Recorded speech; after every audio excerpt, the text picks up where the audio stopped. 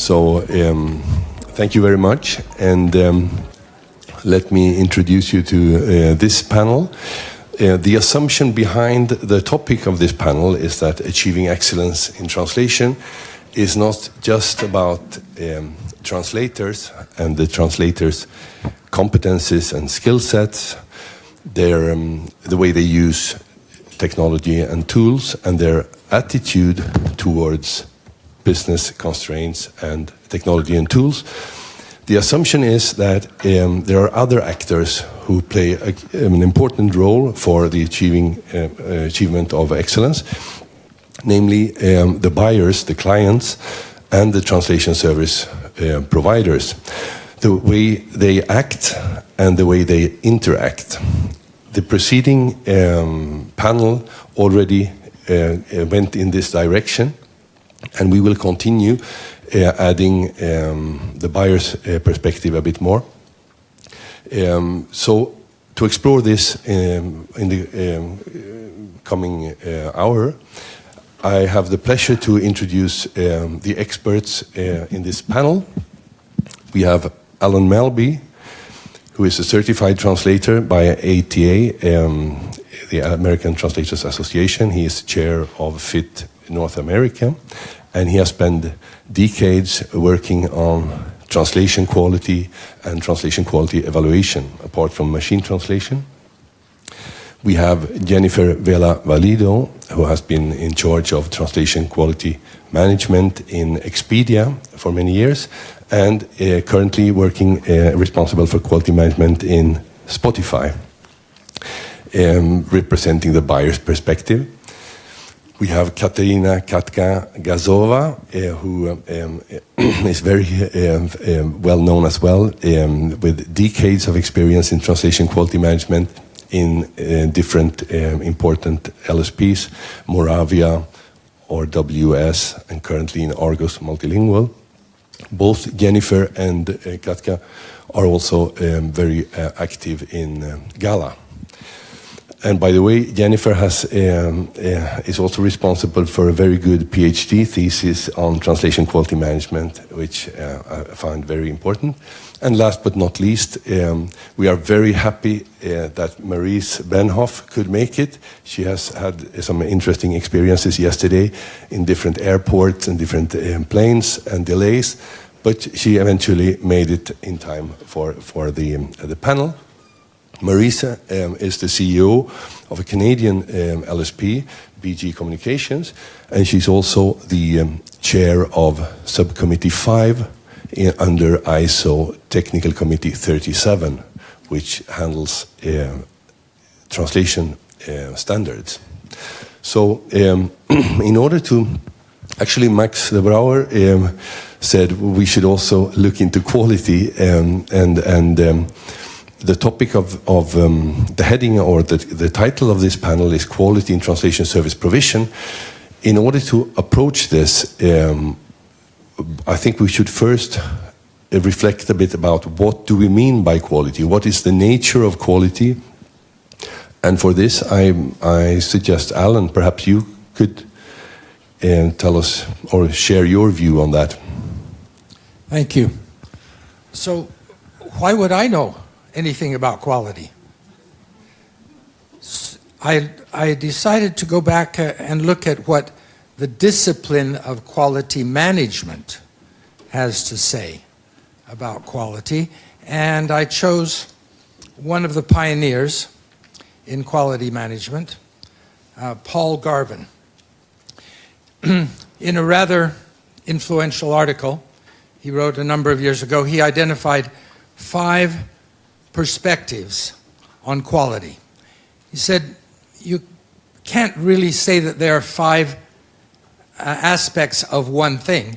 They're not totally compatible one with another, but they are 5 perspectives that are widely looked at. And they are the transcendent perspective, independent of audience, purpose, anything. Scopos, it's what's a good translation?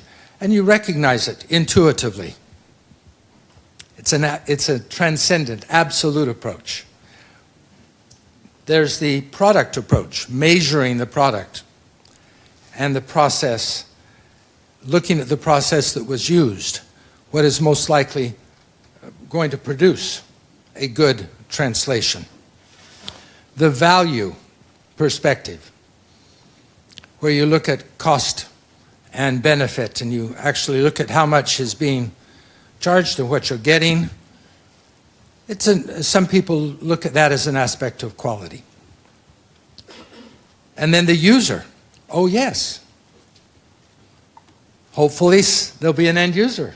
Somebody will actually use this translation. Are they satisfied? And what does that have to do with quality? All of these 5 perspectives are relevant, but not that easy to put together. So in a 2014 trio of articles in the Tradumatica journal out of Spain, I adapted a broad translation of translation quality that is found there and updated it just a little bit for recent events. So, trying to incorporate these 5 aspects or perspectives on quality.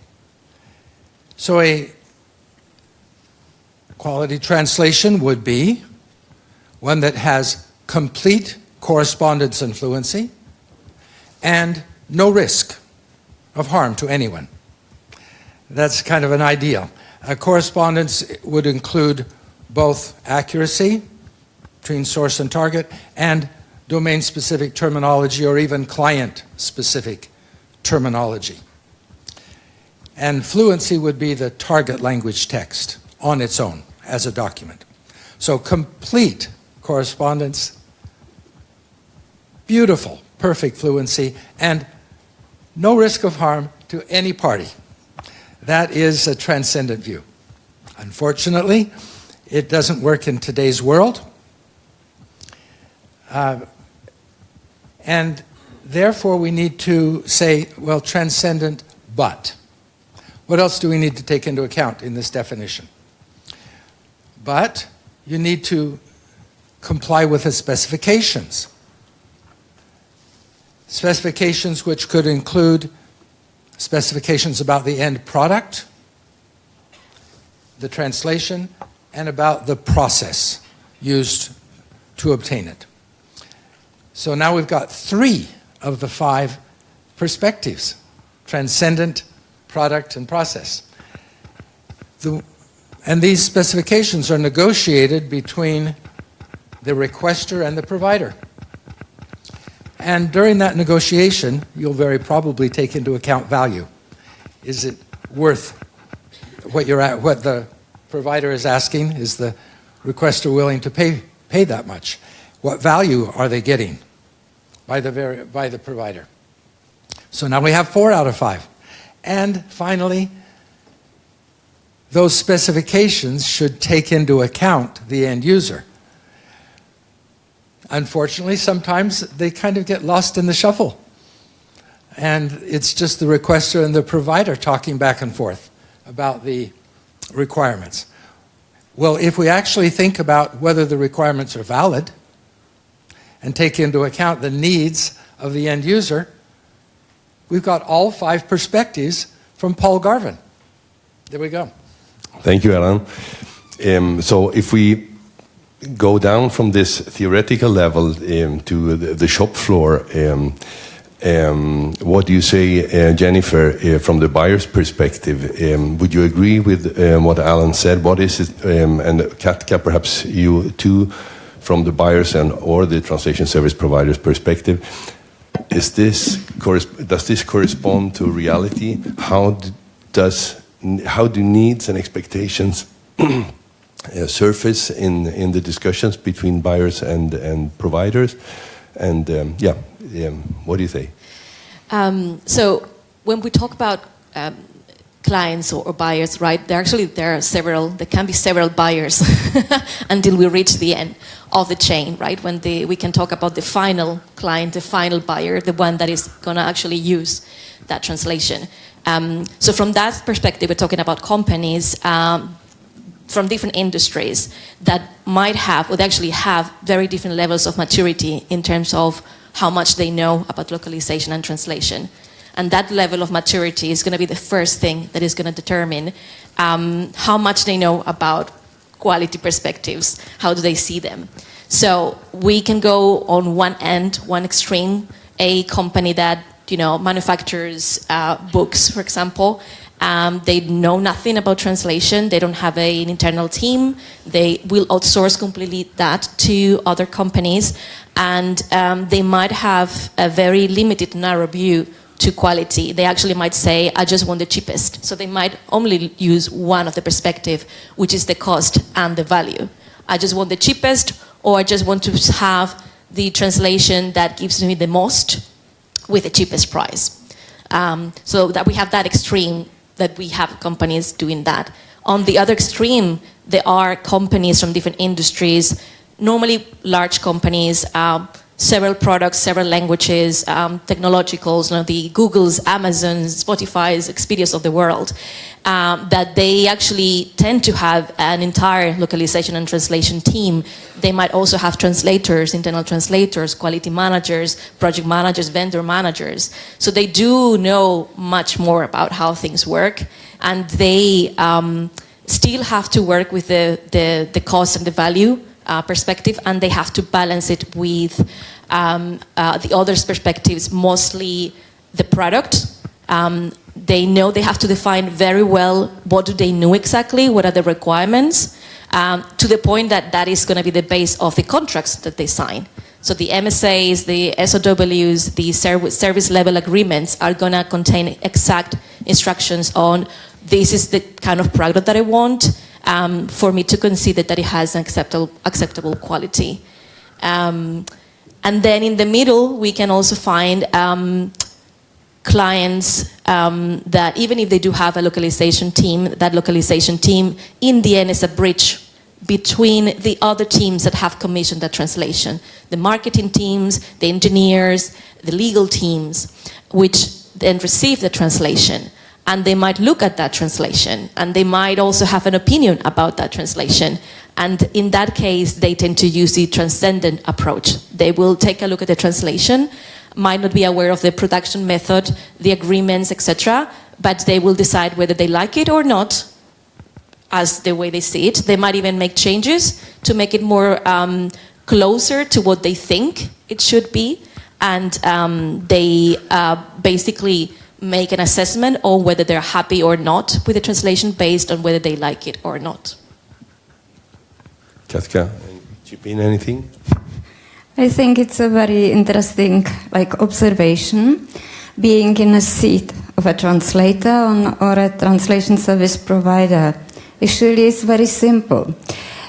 We could not be here if there were not the requirements and requests of the buyers. So we are in a service industry, and in a service it's all about how attentive we are to what our buyers need or our clients need. And here I see, or I frequently try to explain it to, say, our buyers or our clients or potential clients, that we can take those 5 perspectives also and split them into 2 specific groups. One group would be the strategic perspectives, which would be the value and the user. This is something that we as service providers can help our clients navigate through, and you would be surprised that even the big brands from West Coast, East Coast, whatever you may think of, are very often less mature or are less able to figure out what they actually want or what their users want. If we go deeper into specific risks and challenges that are related to inclusivity, cultural appropriateness, so very, very specific aspects of market requirements or cultural requirements. So for that, if we take the value perspective here, I'd like to say that us, service providers, are very important players in that, because on one hand, the buyer, the client, has got their budgets and their limitations, and in the moment we understand this and try to look at the requirements we see coming our way through the optic of a buyer, then we are able to help buyers navigate through their challenges, because we've got the unique advantage. We operate in a world with many buyers, with many service providers, and we have a good insight into the landscape. And throughout of my many years of experience or working with buyers, this was one of the most frequently obtained questions. Hey, Katka, tell me, where is the industry heading, or what others are doing? How can I improve myself, or how can I deliver something that would be fit for purpose, but I still can do it within my budget? So we should be proud of this. We should be able how to sell our expertise, and this is our value to the whole perspectives of quality. Then, of course, user, it's about the common discussion between the buyer and the service provider. And then we've got the operational perspectives, which is actually what quality means to us. It could be the absolute transcendent perspective, and I believe that many of you have come across it, across the statement, oh, this is not what I want, or this is not what I think is right. I know when I see it, or it looks like a machine translated because it does not use the tone of voice I was expecting. And this is exactly the perspective that we need to look into throughout the collaboration with the buyers. There are many different ways how to collaborate with the buyers, but the most important element is trying to listen, trying to build the trust and be open about various types of challenges. And if that relationship can be converted into partnership, then clear quality requirements and specifications are or can be set upfront. Sometimes it's about the cheapest possible rates, because truly buyers just need to publish some content that even may not reach like the public space, and this for their internal purposes. Or sometimes it's a top-notch content, and I personally was surprised how open they are to pay extra fee if we were able to show them our added value. Yeah, thank you. So basically what you're saying is that there are different purposes, there are different, what should we call them, service levels? Or how do you categorize the different mixes of quality requirements? Is service level something, is that the right concept? Or we have heard service level being mentioned earlier. We have also heard quality levels being mentioned, or levels of quality. So in my experience, everything is being used. It depends on, again, on the maturity of the buyers. Buyers try to get educated themselves, like through LinkedIn. So whatever is published there, I see that this is like their source of truth. They also read various types of educational materials. The problem with big companies, big buyers, big clients is that all of the show, like who is selected for their service provider, is orchestrated by their procurement departments, which very often do not have a solid understanding of what is behind the scene, what needs to happen behind the scene, and therefore the language that they use is made very simple. And they often tend to mix terminology, which is something we linguists are very proud of, and also we need to be very specific about. So it's about service levels defined as service level agreements, and in there you would frequently see that there would be different types of service levels expressed through key quality or key process indicators, so performance indicators, KPIs, which would relate to many different things. It's not only quality. Quality is just one of the indicators. There would be on-time deliveries, there would be rejected deliveries, there would be extension requests, there would be amount of queries to many queries, to few queries. It depends. There would be also like bugs reported through the linguistic or functional testing and many different things. So this is service levels. But if you look into quality, what the buyers tend to overuse is the term quality levels. And this causes some frictions within the experts. I actually would like to add on that. And that's really a good point. I really like something you mentioned, which is, so who is driving? So we have clients and buyers, we do have expectations, we have requirements, we have needs, right? And it's very important that we turn all of those that can be implicit into an explicit agreement that is signed to be able to tell you exactly what we need and how we need it.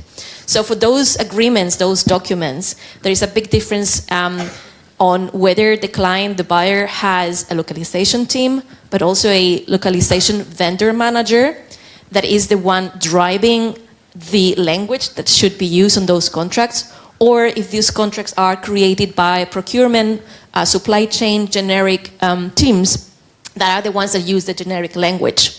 So in those kind of contracts is where we can find KPIs related to, so those are the service level, SLAs, service level agreements, that they will have KPIs to measure the performance of the vendor. And in terms of late deliveries, in terms of partnership collaboration, etc. And that part is generic enough. It's true that you can take those ideas from other industries. Is when they get to the part of the quality. How do they define quality again? Well, in those generic ones, actually could be, again, the transcendent approach, which is, well, we will consider that the quality is good if we are happy with it, if we are satisfied with it. On the other hand, again, if these agreements are driven and drafted by a localization vendor manager, then it's when it's much more granular, and it's when we start talking about quality levels. And those quality levels, it's because we do see that we have different types of content. We have different needs in terms of the level of quality that we need from them. And therefore, we want to define precisely what that level of quality entails, how we want to measure it, and why it's different from the other quality levels. So in these agreements, in the service level agreements, there are different KPIs, and quality is one of them, and quality levels is one of them.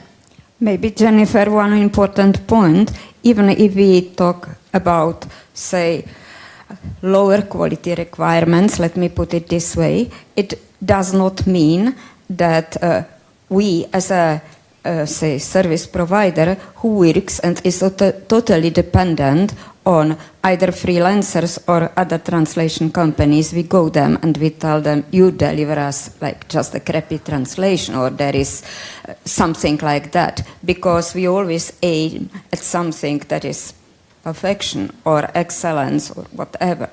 However, it's true that with the amount of content that is being produced today, and with the need to really reach such a big spectrum of users and audiences, not all of the content really needs to be like super top-notch quality. And that's exactly the biggest pain point to address, this kind of mismatch in the historical perception of quality, which is something that should be really ideal, and of the 100 plus perfection, and something that is I hate it, good enough, but fits its purpose, or it like serves its purpose because it just facilitates the content in the target language to somebody who cannot read it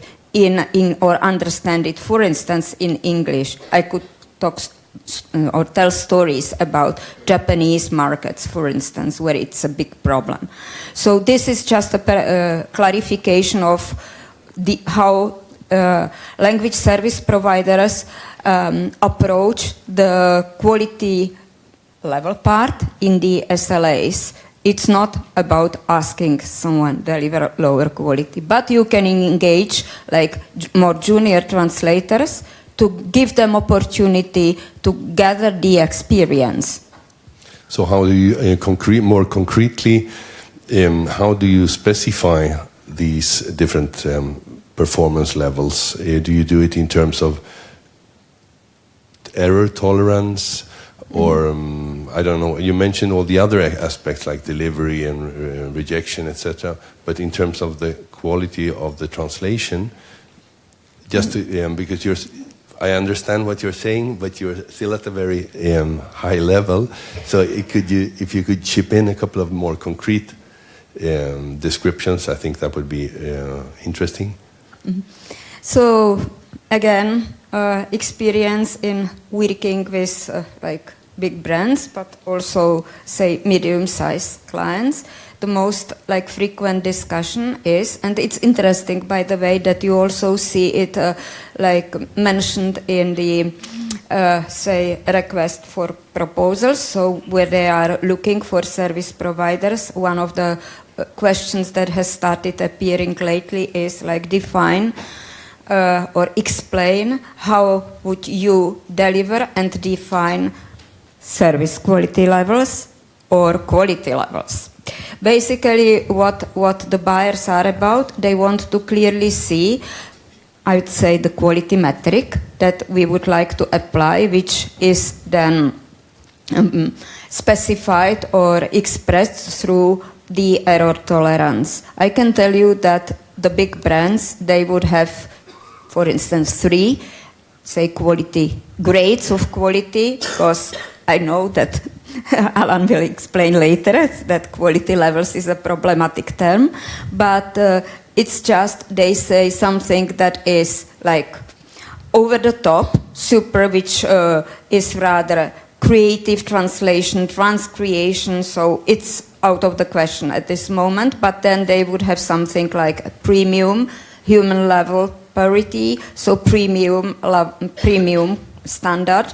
Then they would have something for which there is actually no name. It would be called standard, it could be called medium, it could be called average.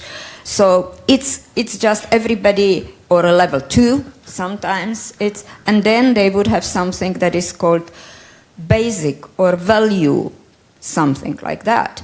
And all of those 3 kind of service level deliverables, say qualities, are differentiated namely through the error tolerance, and there is always a clear description of the purpose, so of the use case when this particular content is gonna be applied or used for, so that we as the service providers clearly know about this. And in the discussions with buyers, however, it's more than about quality, but then we step into the production process because, of course, the requirements, quality requirements affect price, rates, affect time of the by when the project can be delivered, and of course affect who is to be engaged, talent profile, and how many steps in the workflow have to be taken to get to the desired quality bar. With that, you mean whether it's only translation, or if it's translation and revision, or if it's translation, revision, and expert review, etc., etc. Yes, yeah, Thank precisely. You. Maurice, from what you have heard so far, from your perspective, from the other side of the ocean, do you agree with what they have been describing, or is there anything that jumps into your face as something that does not correspond to your reality? Well, we do have a very interesting dynamic in Canada where it's a bilingual country and things must be in both languages. So I would say that it does go to a higher level. But of course, for very, very large corporations, they do have service quality requirements. I personally, our business doesn't get into that. We do mission critical translation. So we work with life sciences companies and research companies and biotech. And so it's just not our world. But of course, if it's necessary, it's necessary. I won't venture. Alan, the notion of quality levels, do you have anything to say about that? Katka and Jennifer, they described service level as something broader and quality levels as being some, part of service levels, if I understand you correctly. What's your take on quality levels? Well, several years ago, I was talking with a quality manager, someone who teaches quality management, consults with companies about quality management. So he's in this discipline. He actually did run a translation company at some point, but is now mostly in the medical field. Tests, the experiments they do to test drugs in university projects and so on. So he has a broad experience in quality management. He said the way that quality levels are used in the translation world are not compatible with quality, the way you talk about quality levels in the discipline of quality management. There it would be, instead of different sets of requirements, and each set of requirements is a different quality level, you have one set of requirements, and then you measure how close you are to obtaining, to meeting those requirements. So he suggested that we actually toss out the term quality level, that it's almost a lost cause, and to try to get the translation world to change the way they use it. And instead, we can look at two terms. One is service levels, that's been discussed briefly, and I'll mention more about that. And the other then is quality evaluation. And what you talk, and quality evaluation then is more tied to the proper use of quality level, as in quality management, how close you are to meeting what you agreed to do. Now, quality evaluation, that's for another panel. There are two international standards, very close to being published on this topic, one from ISO and one from ASTM. But then there are also two translation standards, general translation standards, one that was just published by ASTM just a few months ago, and another one that is just being released on ballot to become final draft international standard, after which no substantive changes will be made. And these two general translation standards are interesting because one of them talks about service levels, but doesn't really define them. And another one talks about grades of translation, but there's been a lot of pushback on that as being too narrow. And so there's an escape hatch in the ASTM standard, which is a pointer to a web page that doesn't exist yet.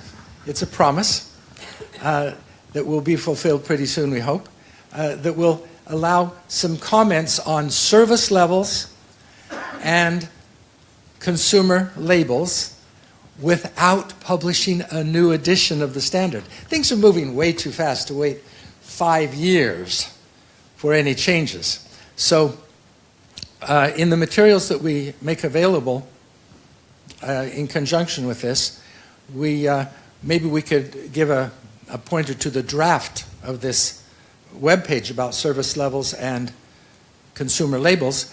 But what if we just got rid of quality levels in our area, so problematic, and talked about service levels and quality evaluation? how painful would that be? Or could there be some benefits? So that takes us to the next question. So if we have elicited the needs and expectations and the quality requirements and turned them into explicit specifications, as you mentioned, then the next step would be, how do you know that you, as a buyer, that you got what you ordered? And how do you know, as a provider, that you are providing what you're supposed to provide? Do you evaluate the output, and if so, how?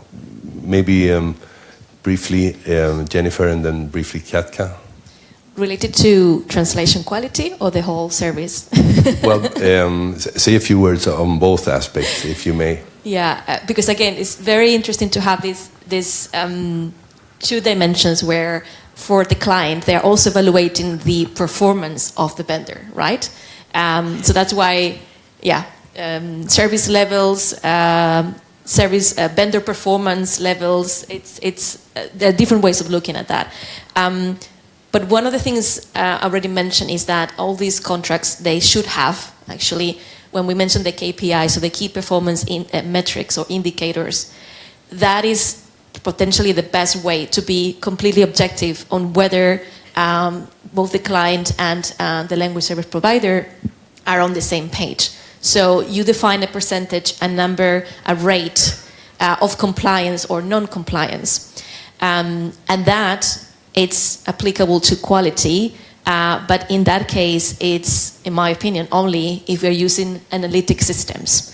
So if there are scorecards, if there are metrics, if there are frameworks like MQM that would allow to have a clear indication on the quality in terms of a percentage, a pass or a fail, the threshold, even the explanation of the type of errors, the weight of the errors, the severity. So that is the best way, in my opinion, to be completely sure, to go away from the transcendent perspective and to have an analytic, objective way of measuring quality and agreeing on whether we are receiving what we expect to have. Thank you. Katka? By the way, Jennifer, Alan, shouldn't we mention and inspire the audiences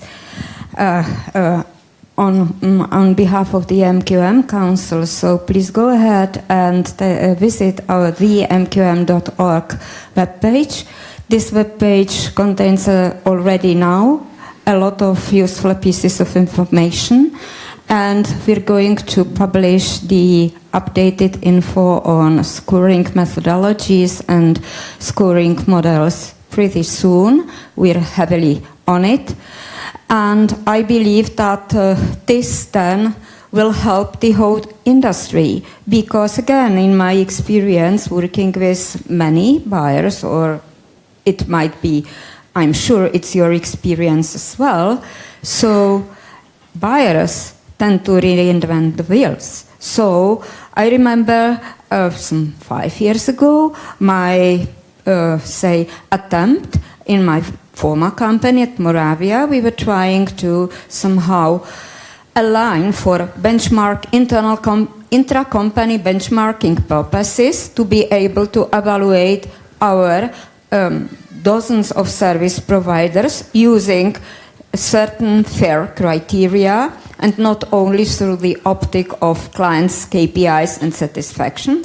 So we tried and we accomplished a mapping of all of those quality models that a company of Moravia size used to work with. You would not believe. I have ended up with an Excel that had almost 2,000 rows of different labels for key error dimensions like terminology, accuracy, linguistic conventions, style local conventions, markup and design, and audience appropriateness. For that, just to map what existed within the portfolio of Moravia's clients, it was almost 2,000 rows. Altogether, these were about 60 different quality approaches or quality models, different measurements, etc. I was asking myself, my goodness, what's the root cause of this? Why everyone who I start talking to is trying just to have their own metric? Do they really need it? They've got similar goals to make their users happy, whoever it is, internal stakeholders or end users of the product. They have to avoid risks, like in case of Marie's companies or life sciences business. So basically, they might think of using at least the same terminology to name the things in the same way. It was so confusing for me to see the mess, and it was impossible to do something reasonable about this up until we've got this MQM, now MQM core, let's call it, so a clear structure of error categories according to certain logical dimensions and then different subtypes. And then we've got the MQM full, which gives everyone the flexibility to add specific error types for their specific use cases. Still, we are operating within the framework. So right now, we're trying to work hard to promote this. We also will be doing similar efforts through Gala so that we try to influence the industry just to be more consistent. How do we link, or how do we service providers know that we are doing a good job? Of course, we are mimicking what the buyers do, and at the same time, so do the quality evaluations. There is many different approaches, either applying clients' evaluation methodologies or applying our own, if we believe ours is stricter and better. But we also are very often exposed to comparisons or to feedback that comes from a client. This feedback can be absolutely subjective, I don't like it, or it could be very objective. It could be lists of bugs, for instance, or lists of issues reported by clients, stakeholders at the different phases of their processes. It could be testing, it could be testing with actual users, it could be data collected directly from the users. And obviously, one of the most challenging questions is when a buyer reaches out to you and tells you, oh yeah, so your quality evaluation data are all green, all passes, whereas we've got only red lines here from our testing team. So how are we going to fix this? Apparently your measurement doesn't work or something is wrong. And this is how then the feedback loop starts and continuous improvement process starts. In order to ensure that the metric is valid and measures what it's supposed to measure. Thank you. So basically, this takes us to the question. The purpose of standards is to provide best practices and guidance and avoid this reinventing the wheel and harmonize working methods. Create better communication. Maurice, is there anything standards can do to help us in the endeavors to work according to what we have been discussing here? Yes, well, we have a nice list of questions that we had to answer, and if you'll bring up the PowerPoint. There is, and the perspective is from the customer perspective, but the wonderful thing about standards is that it can answer all the questions that we've put to ourselves today. Yes, it's on, and so the secret here is that all the answers are in the standards. It can answer most of the questions that are put forth today. And there is a standard for each of these questions. And so how do you define and agree on customer needs? And man, I realize that my eyes are getting worse. analyze customer needs and expectations, well, you can jump to the 11669, you can go to the ISO 3100, you can go to the ISO 27005, which it's great because there is something. Now, unfortunately, you're going to have to read all this exciting, riveting standards to be able to get through it all. But you will get the answers that you're looking for. In the newly minted 11669, which has its second life, there's many different parameters that have been provided. You don't have to make it up. You don't have to think about it. You don't have to chase it. And the wonderful thing is that you can share this with your clients. They can buy this too. You have you have all the questions that you could want, that you could need. By the way, you don't have to take any notes. This will be made available by the organizing committee. And the question about service levels and quality levels also is long discussed in the standards, and feel free to reach out to them. The different service levels, I think we have a standard to make. I think we really have something to work on. So I take this moment to invite everyone that would like to be involved with standardization in this subject to join the ISO committee, your national bodies, and join us. There's 196 countries that are member of ISO, and we have about 60 that are member of SC5. So there's room for more.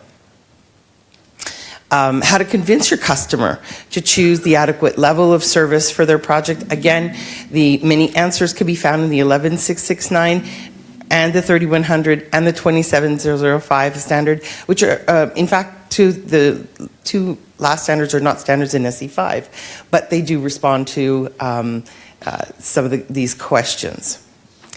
And how do customers know what they're getting? How can they too have a handle on it? There's another enjoyable plethora of standards for you all to read: the ISO 17100 and the 18587, the 27771, which give very good guidelines and set out requirements for the TSPs, and will certainly, if you share them with the client, they'll be able to follow along, and they'll be able to head towards that perfect scenario that we all strive for. And how can the customers be sure that they've received what they've requested? There's also a great standard, the 5060, that is on the evaluation of translation output. Again, these are very well thought out, very long-winded. They're not long-winded. People have spent an enormous amount of time working on them, so they're thorough. And so they might seem long to read, but they give a lot of answers. And again, I share these with clients. I buy them for my clients, and I give them to them so that they too feel confident in how they can work with us. So they read it and know that we are certified under these different standards. And so I encourage you to do the same, to buy the standards for your clients and share them with your clients.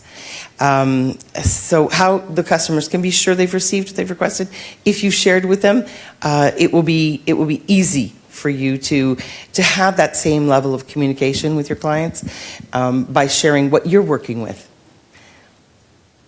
And metrics are also found in the 5060, and it can, again, if you're sharing this information, you're speaking the same language. So in case you missed it, this is a sales pitch for ISO standards. And it's wonderful because it also allows you many different metrics, and the documentation is available on the ISO website. All the standards are there, and if you need any further information, you can write to me, or you can reach out to Ingemar. He is very well versed in all these standards, worked extensively on the 11669, and I'll give it back to you now. Thank you.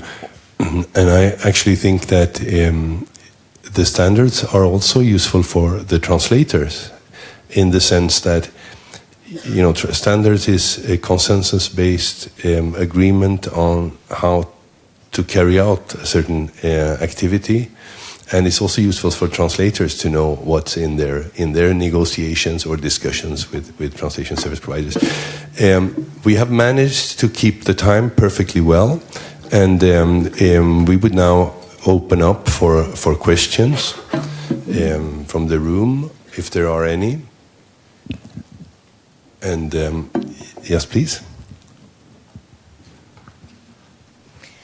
Yes, I'm quite interested in the quality evaluation part, because once you have agreed a level of quality with the client, or have defined the level of quality that you want or you expect from your contractors, how much do you really evaluate?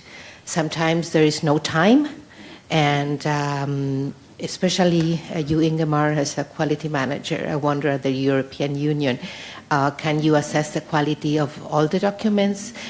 Is there always a second pair of eyes checking the quality of the documents? Sometimes there is no time, and so all the standards are wonderful, but sometimes it is not feasible to evaluate everything. So I was curious about that. Who wants to reply? It's for, I think, as a service provider, I can tell you that you're absolutely right. It's not possible to evaluate everything. It very much depends then on the setup, like on the actual, I would call it even project level setup, because there are certain projects which you have to at least try to evaluate for 100%. So what we've got like in place in all of the companies I used to work for, so with my teams we've always put together something that we call as a quality strategy plan, and this clearly defines like the sampling, say sizes, frequencies. It links those to risks, so to some kind of a, we call it like quality heat map, and then it clearly, it's something, it's a, say, basic document for us to negotiate also as like quality managers with, say, our company management, because it's all about money. Also TSPs need to be profitable. So at the same time, TSPs need to ensure that they deliver what the client wants. So ideally, we've got this in place where the kind of evaluation policy is defined on a, say, client level, broken down per, say, client's divisions. If it comes to hard data, so it depends on, say, risk type, so or risk that is related to the content, localized, and if possible, as I said, we aim to evaluate 100% of the content. However, in our environment, 100% it's not like big amount of words, because say global tech companies operate in agile, endless or a continuous localization cycle.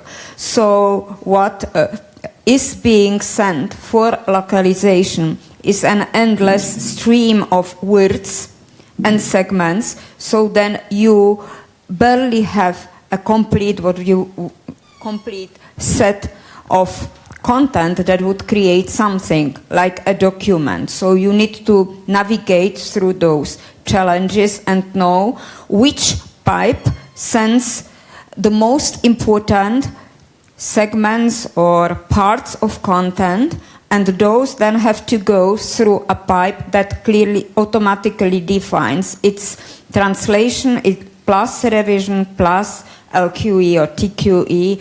So it's being very often with say, bigger MLVs or bigger translation service providers, it's automatically defined by the intake of the handoff, which pipe the handoff goes through, so that say, quality and risk is kind of addressed, and at the same time, the delivery time, which is very often hours, is adhered to. If that's not possible, then obviously the principle is to sample regularly, either in the moment of the delivery or immediately post-delivery, or at least once per week.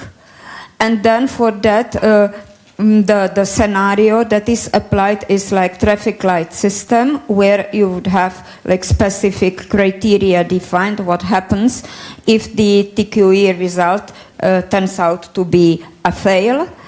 And then again, you take necessary steps. So I'm describing a situation in really a big MLV where there is a lot of happening every day, and there are like different possibilities to control the quality. So percentage, if you ask me in general, for those big MLVs, it can be either a percentage of the revenue of the company that is agreed by company management, by really senior company management, and often it must be approved, for instance, by the CEO of the company. Or it could be, say, percentage, and percentage defined according to a specific matrix such as risk to content, risk to reputation, risk to engaging a completely new service provider, risk to delivery time. So this is basically factors that are being considered. Thank you. A question over there. Thank you.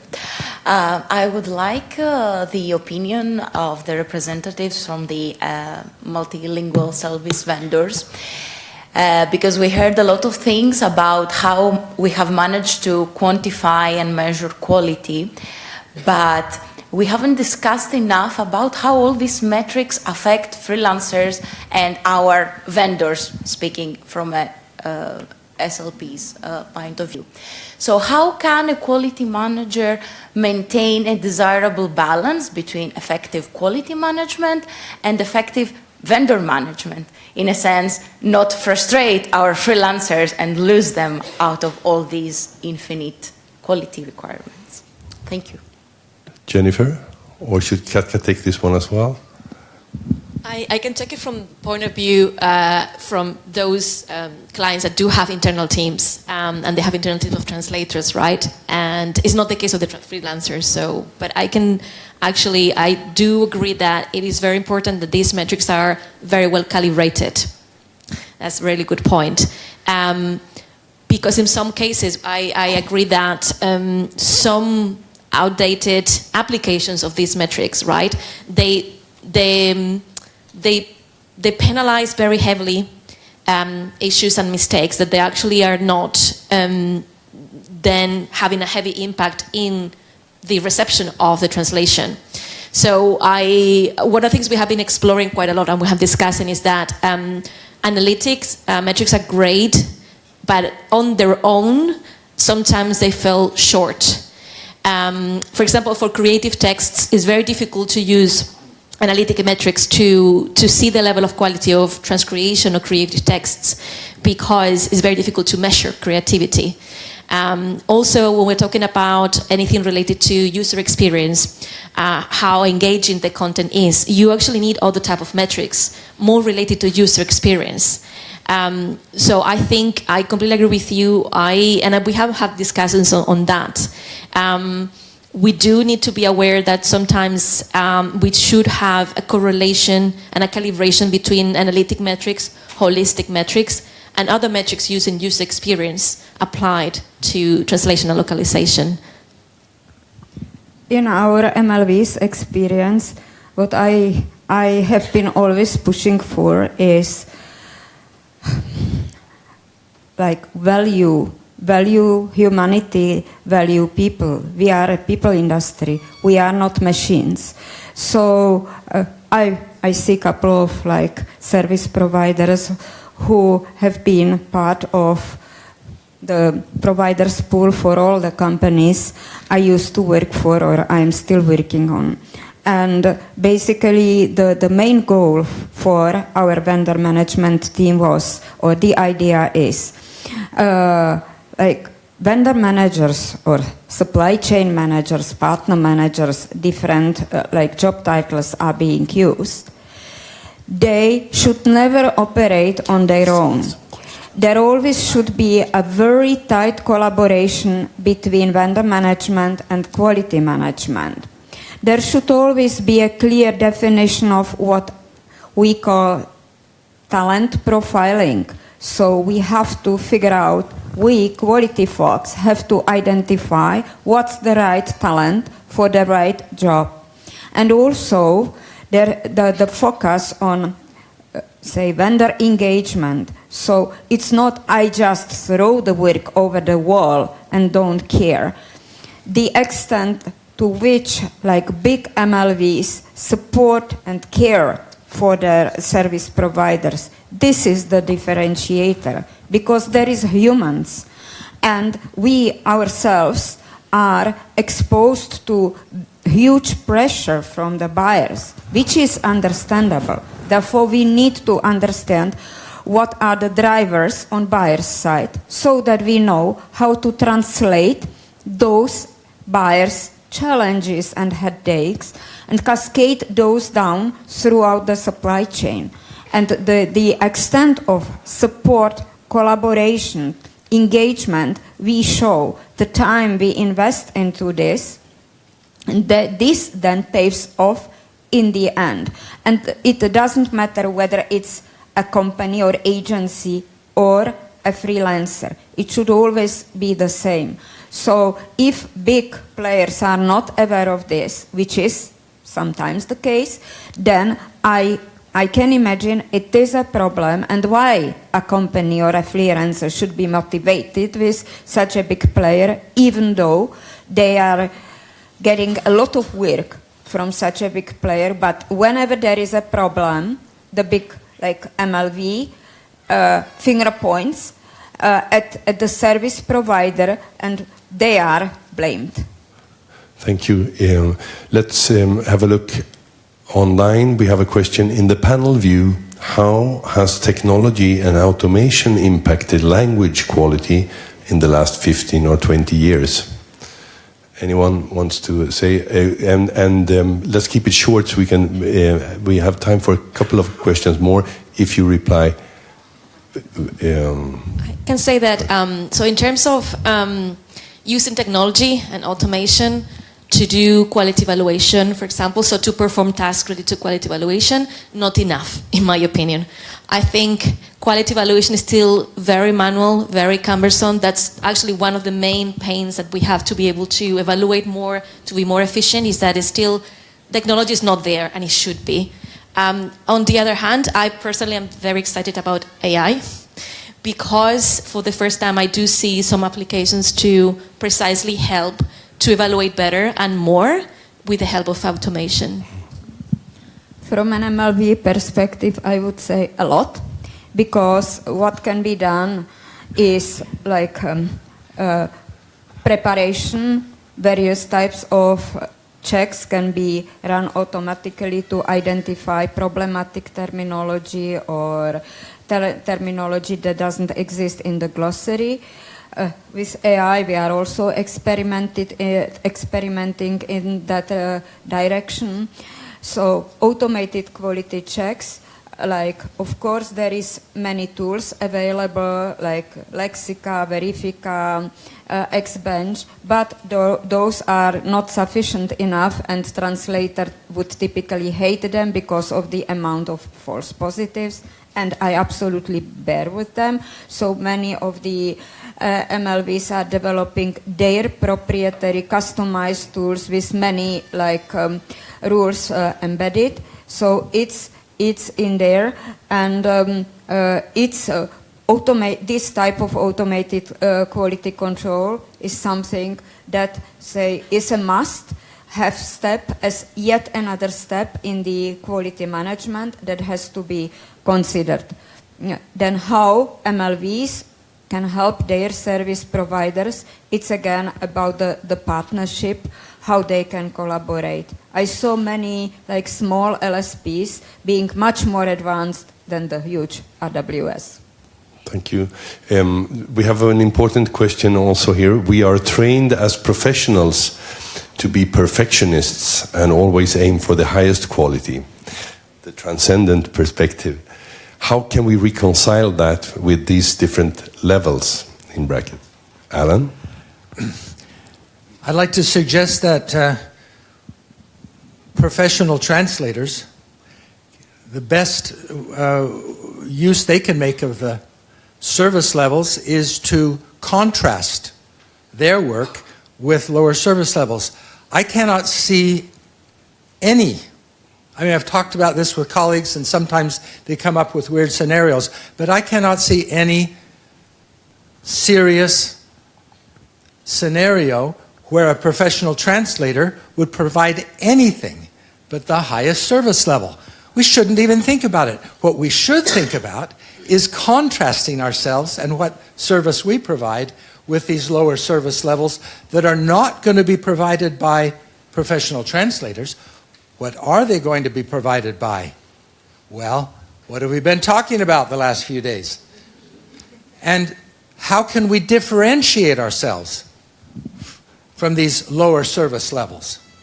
And in particular, I have sensed over the last 2 days, in this wonderful event, a lack of focus on risk management. There has not been enough focus on the risks involved in lower service levels.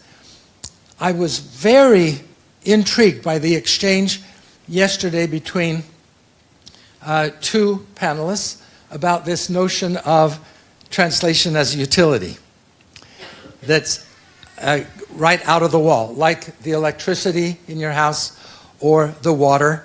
Well, who would be happy with an electrical utility that randomly goes from 220 volts to 3,700 volts and fries every device in your house, and you can't predict when that's going to happen because it's, but it's just a hallucination. No, it really did fry my devices. Now that's a literary illusion. You can guess what I'm referring to. What about water supply? Where you say, well, 99% of the time, you're going to get nice potable water. I mean, 50 years ago, when I was in France, it was not quite as advisable to drink from the tap, but hey, most of European countries now, you can drink the tap water. You can be fairly confident. Doesn't mean you shouldn't prefer bottled water, but there's an environmental question I won't get into. But what if your service, your utility, randomly and unpredictably has 5 minutes here and there where there's a very high level of cyanide and you will die within a few days? Is that a utility? No, that's not a utility. We have a notion of a utility being reliable. And one of the other panelists yesterday said, hey, I don't buy this analogy of utility because a utility needs trustworthiness and reliability. And so I would claim that we would need to differentiate ourselves from this out-of-the-wall utility, which is definitely not a high service level. If it becomes a high service level, everything will change. Translators and everyone else that performs intellectual work will be out of a job. That's artificial general intelligence. People still think it's just around the corner. I don't see that corner.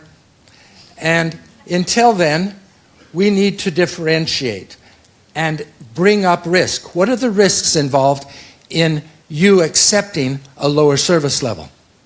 That's my answer to that question. Thank you. I would like to wrap up. And I would like also to give a very short reply, an add-on to this question. We are trained to be perfectionists.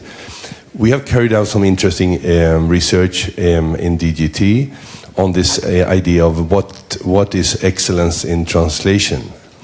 And we came to the conclusion that there's an important distinction to be made between perfectionism and excellence. Translation is not an approximative endeavor. You have to have a perfectionist approach as a point of departure. You cannot approach translation with the idea that, well, it doesn't really matter. So when you train at university, when you learn to be a translator, you do it with this perfectionist approach. But then when you end up in professional environments, it's very important for your mental health to make a distinction between perfectionism, which is a personal thing, and excellence, which goes beyond. So I fully understand this is a very good question, and it's very relevant for all of us who work in this profession, but it's very important for sustainable mental health to learn to make this distinction and also consider what has been discussed here, the different quality perspectives.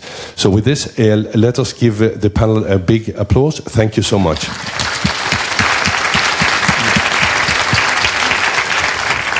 Thank you, Ingemar. Thank you, everyone. Quickly, two things. Do check your inbox on the TEF platform. You will find news about the Ellis survey there. Secondly, you can now have your 6.5-minute break.